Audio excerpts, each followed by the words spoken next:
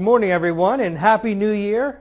Jamie Sumner, Chief Analyst here at Seafried and Brew, and today we just want to start the new year off looking at a couple of items. The first off we're going to look at here is the November 2016 leading index put out by the Philly Fed. And as you recall, this leading index is basically looking out 6 months to see what the coincident or the GDP for each state will be. So this is looking at the growth over the next 6 months. And you can see here a lot of green on the map. It's very positive. 33 states came out as improvement over the last month here. So that's a good number. That has been the same throughout the past couple of months. But overall, we can see the United States at that 1.37% growth over the next 6 months. That's a little lower than where we were last month, and also lower than when we were last year in November. So showing a little bit of a pull off in this growth rate as expected here. And overall for the year 2016 through November, we're looking at that 441 as that average rate. So November coming in below that average for 2016. So what does this mean for us going forward?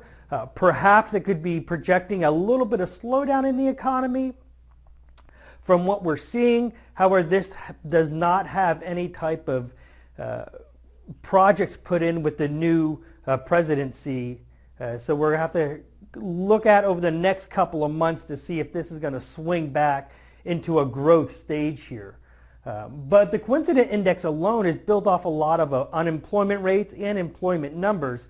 So if we look at the new release that came out last Friday for unemployment, you can see the overall unemployment rate, the U3, picked up to 4.7%. It was at 4.6 in November. And that's something that really was downplayed in my mind throughout the media last week or on Friday, focused more on the increase in wage growth, up a little over 2% for the year. Average for the weekly growth was up as well as we look back through November.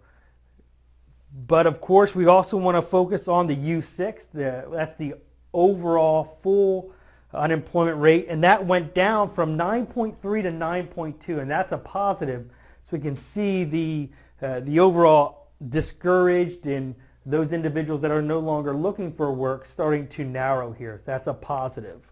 And then this morning we came out with the LMCI for the December number down a negative 0.3. Anything below 4, anything above 4 would be expansionary. We haven't been there in a while. And not until we get below 20 is where we start to see recessionary issues. And we don't really see that coming in the wave here over the next 18 months. So, but we did have a slowdown in the overall labor market at that level, the LMCI at negative 0.3. So that's what we have for you today. Next week we'll look at some rates and a number of economic indicators. So we hope you all have a great day and a great week. See you next week.